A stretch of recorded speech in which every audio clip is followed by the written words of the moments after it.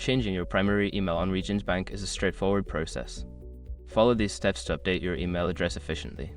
Step 1. Log into your online banking account. Visit the Regions Bank website and log into your online banking account using your username and password. Step 2. Navigate to Profile Settings. Once logged in, locate the Profile or Settings option in the main menu. Click on it to access your account settings. Step 3. Select Email Preferences. In the Profile Settings, find the section labeled Email Preferences or Contact Information. Click on this option to view your current email address. Step 4. Update your email address. Secure your accounts before moving on. People seriously underestimate how often personal information gets exposed online now. Use SRUC to monitor your accounts 24/7 and get notified immediately if your data gets leaked somewhere. It runs in the background, constantly scanning billions of breached records.